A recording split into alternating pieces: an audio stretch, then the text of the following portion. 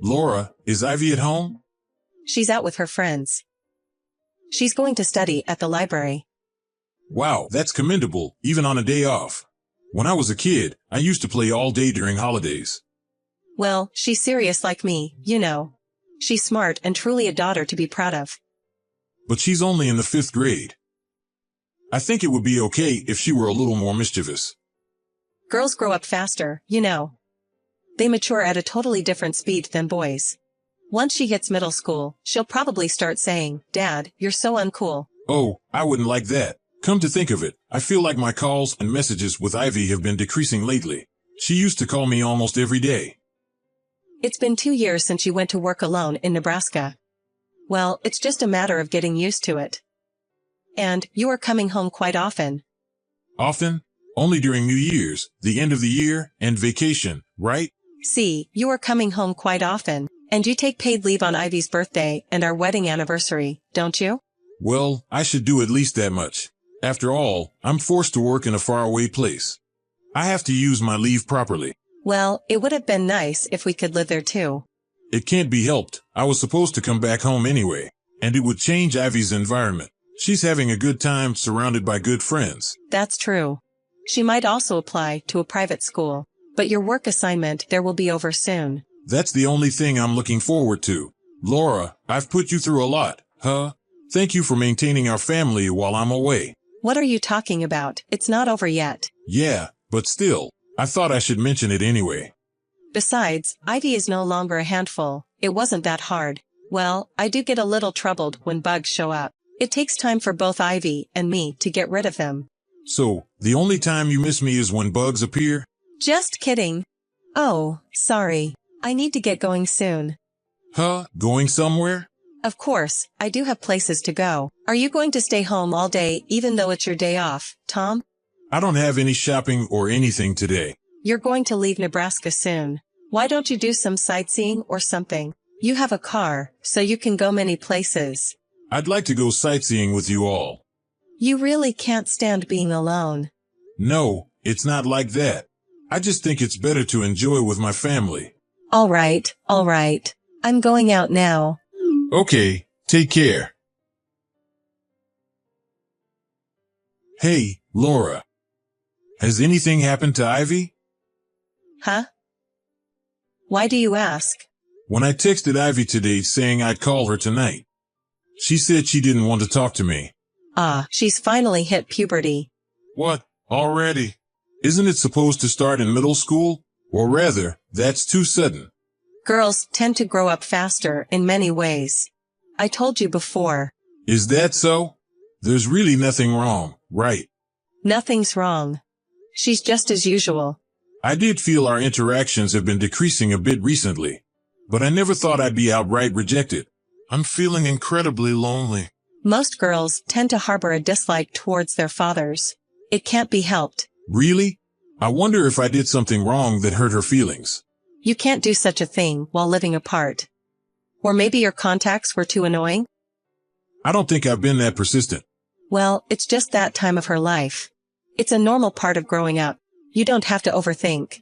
It's so hard not to see her until Thanksgiving in this situation. Tom, you do know that Ivy is already in 5th grade, right? You shouldn't fuss over her too much. She's still in 5th grade, though, and I'm not fussing over her. I've only been calling once a week. Once a week seems quite often to me. I enjoyed playing games with her over the phone. Maybe she has a crush on someone. A crush? No way. She's still in elementary school. That's way too early.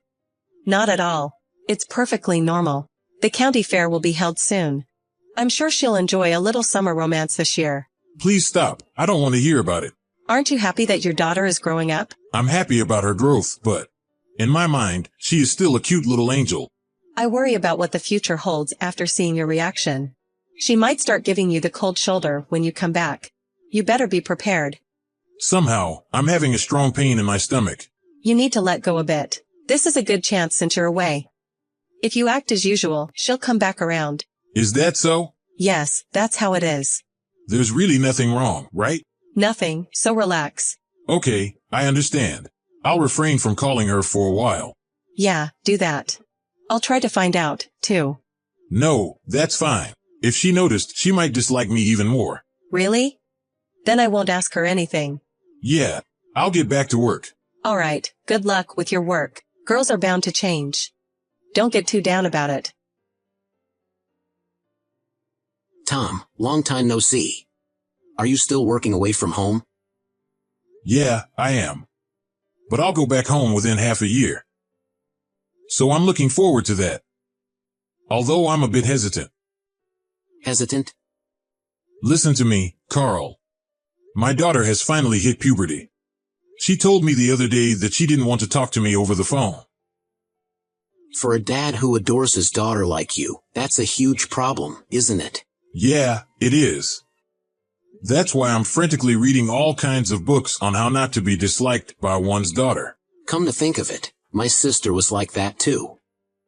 When she was in middle school, she used to say things like, "Don't wash my laundry with dads."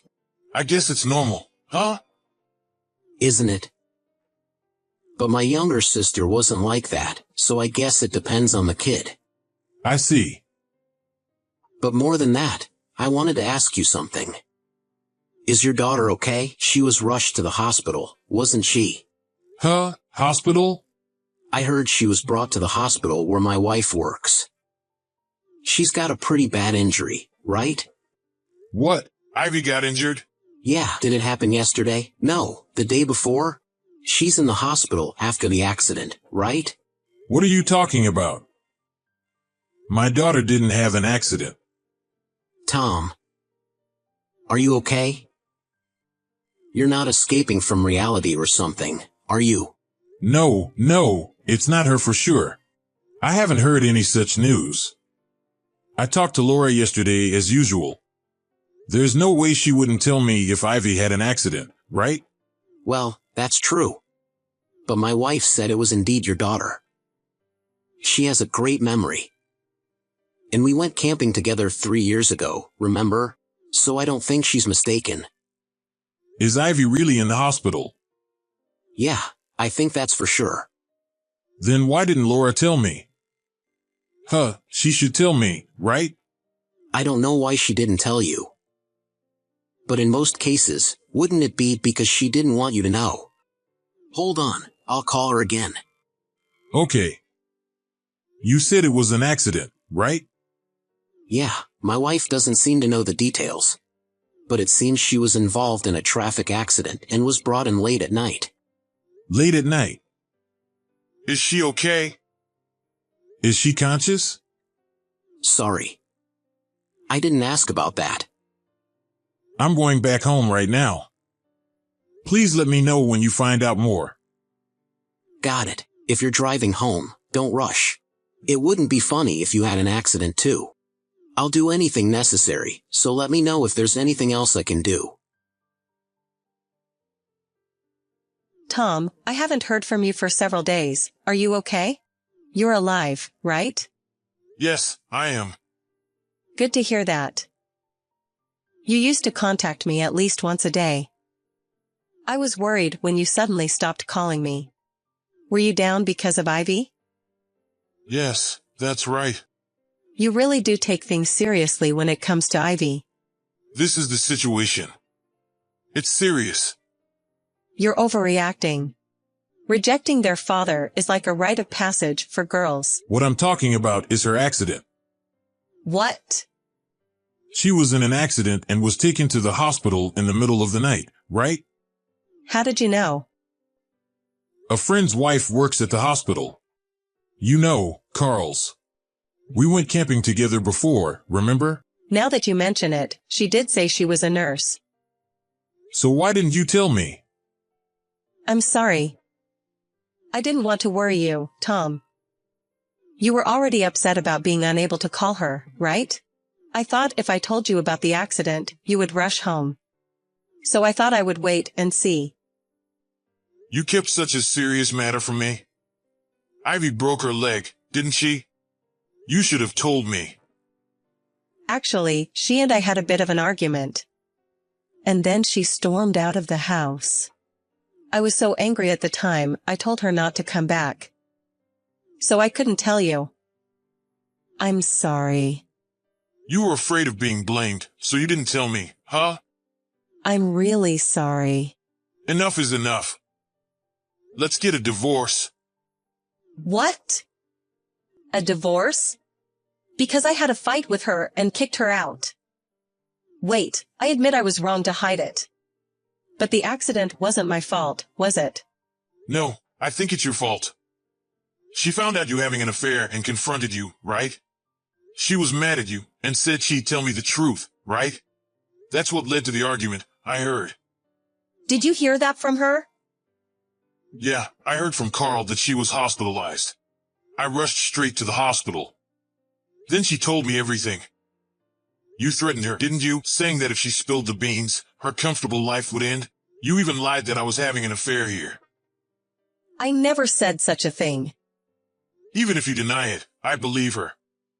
She ran out of home in shock and then had the accident. I'm sure her accident is your fault. I'm not having an affair. She made it up. You thought you were safe because you deleted the incriminating photos from her phone? Too bad. A friend of hers took those photos, and they're still on her friend's phone. What?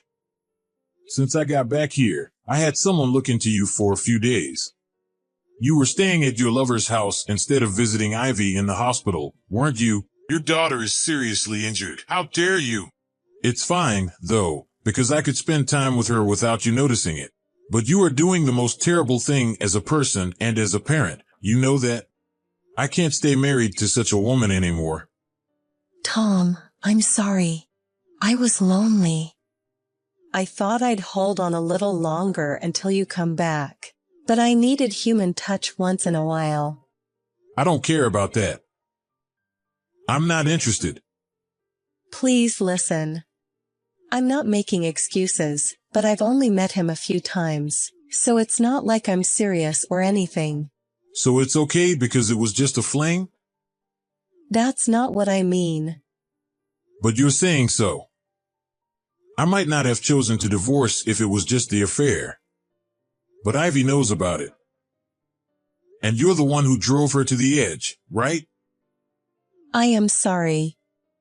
I do appreciate that you took care of the household chores and looked after my daughter while I was away, but we can't live together anymore. You also lied, saying you've only met the guy a few times. I caught him and read your messages. It's been more than 6 months, hasn't it?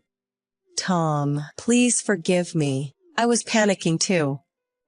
I never thought Ivy would catch me cheating. I swear I'll never do it again. I'll make up for it in any way I can. Please, just don't divorce me. If Ivy hadn't found out and there hadn't been an accident, I would have considered it. But I can't anymore. I don't think she needs a mother who puts her in this situation. I'll apologize to her too. She said she doesn't want to see you ever again. You betrayed your family and even lied about me having an affair. She said you're not her mom anymore. I'm sorry. I was really stupid. Please forgive me. Please. If you were truly sorry, you'd be by Ivy's side taking care of her. I don't recall marrying someone who would meet another man while our daughter was suffering. The one who changed wasn't her, it was you. We then talked about the way forward with both sets of parents. Everyone but my wife was against our divorce.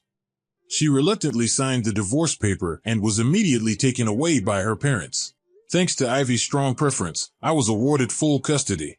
Laura's lover was someone from her part-time job. I heard she ended up in a relationship after going out for drinks and started meeting frequently. Ivy discovered the affair when she came home early from hanging out with friends and saw her mother getting out of his car. She felt something was off and decided to investigate. It was just fun and games, like playing detective at first. So when she actually saw her mother cheating, she was too shocked to move. One of her friends took a picture for her, she explained to me through tears. When her mother told her I was cheating too, she could find no place to return to. I can never forgive my ex-wife for what she's done to Ivy. After her parents took her away, she was kicked out of their house. She occasionally contacts me saying she has no one to turn to and can't survive without any job. But I couldn't care less what happens to her, and I have no intention of helping her. What she did to us was that terrible. Unless she bothers Ivy, I have no interest in whatever sort of life she leads. Half a year has passed since then, and Ivy's injuries have healed. I immediately stopped working away from home and moved in with Ivy. With my family's and her friends' support, she is a cheerful girl again. I get home as early as possible and spend more quality time with her. While it's hard to completely erase the sadness, I'm determined to create lots of happy memories from now on to heal her wounded feelings, and to clearly show her that there is love that will never